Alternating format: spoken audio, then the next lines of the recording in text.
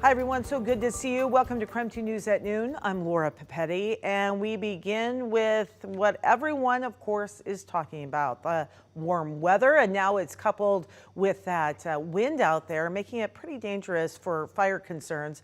We're going to join meteorologist Thomas Patrick and take a look. Thomas?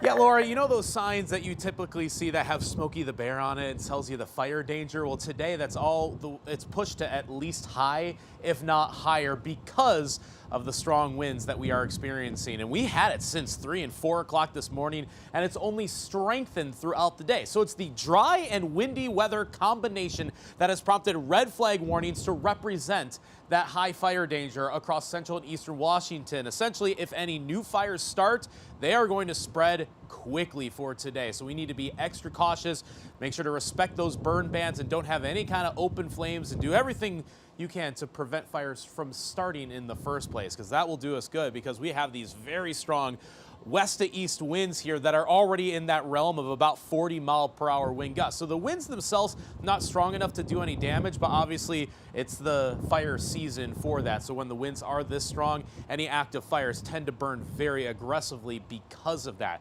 These winds are coming in behind this very fast-moving cold front. It cleared Spokane at about 4 o'clock in the morning, already sweeping through Montana at the moment. So we're not expecting any rain or storms from that storm system. Instead, we are just left with this dry and windy day, but at least the edge has gotten taken off of that high heat, but it doesn't stay that way for very long. And coming up, we're going to detail how long the winds stay here for and when that high heat does return later this week. All right, my friend, thank you. And like Thomas was just talking about, we will see some cooler temperatures today, but the heat is expected to return later this week. So with that in mind, so important, of course, to listen to your body and know the signs of heat-related illnesses. Heat cramps can be the very first sign that something is wrong, like muscle pain and tightness. It can then progress to heat exhaustion with heavy sweating and fatigue.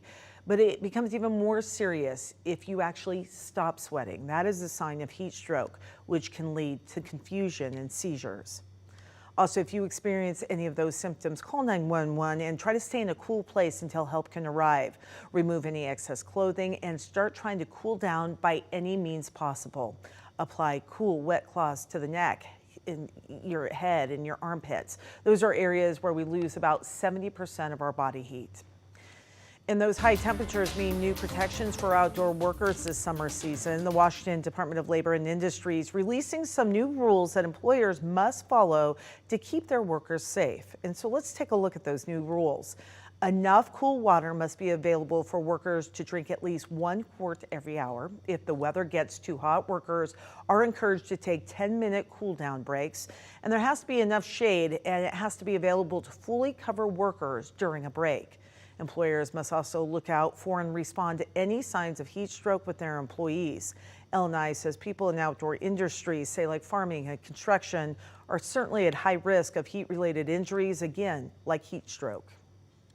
And right now, about a third of the country is under some type of heat advisory, watch, and warning. Over the weekend, visitors flock to Death Valley for a chance to experience record high temperatures. Temperatures there reaching about 128 degrees at the Furnace Creek area of the valley. That's just 6 degrees cooler than the hottest temperature ever recorded, which was 134 degrees in July of 1913. On the opposite end of the spectrum, much of the Northeast continues to deal with devastating flooding. In Pennsylvania, flash flooding there killed 5 people, and now 2 children are missing. With the 5 deaths due to the floodwaters, the mass casualty incident like these, which we have never seen before, unbelievable, devastating to all the families involved. We are all grieving. Scientists say 2023 could be the hottest year since they started keeping track in the middle of the 19th century. This past June was also the hottest June on record. All right, talking about now gas prices. Washington drivers are still paying the highest prices in the entire country to fill up their gas tanks. The average cost of gas in the state sitting at about $4.94 a gallon. Gas Buddies shows Washington still, again, having the highest prices, just slightly more than California. Now, dozens of state lawmakers calling on the Department of Ecology to step in. Julie Calhoun with our Seattle sister station is reporting for us this afternoon. For Washington drivers, the price at the pump isn't what it used to be. Gas is it's a little bit much. I've seen it in some places where it's over $5, almost $6 at the pump. We needed to intervene now because you can see the escalation and the impact or the pain at the pump that we're seeing. Why wait? Senator Jeff Wilson, one of 43 lawmakers to sign a letter urging the Department of Ecology to ease new climate regulations. One of my beliefs is that's a direct reflection of the high cost of the carbon auctions that have been happening just this year. Senator Chris Gildon wrote the letter recommending 8 rule changes to the state's Cap and Invest program. It requires companies to pay for how much carbon they release by creating a limited number of carbon permits to be auctioned at least 4 times a year. He says there are things the department can do now before the next auction in August. The legislature is not going to be in session until January, but we owe it to our constituents to think creatively about these problems and try to help them out. What we're trying to do in Washington State is to decarbonize. Senator Joe Wynn says climate policies will impact fuel costs, but the amount is debatable. He says the program incentivizes companies to reduce emissions. If they invest in their infrastructure and they invest in decarbonizing and they stop polluting, they won't have to pay a dime. But Senator Wynn is now looking towards a policy similar to California's when it comes to oil companies by proposing an oversight board to review fuel costs and prices. One of the things that we're missing is radical transparency, right? So we have no clue how much oil companies make in Washington State. We don't know how they choose to offset some of their costs associated with this. Right, so Senators Gildon and Wilson are also calling on the Department of Ecology to honor exemptions for the agriculture and maritime industries. Lawmakers have not heard back yet from the department, but we'll certainly keep you updated right here on KREM 2.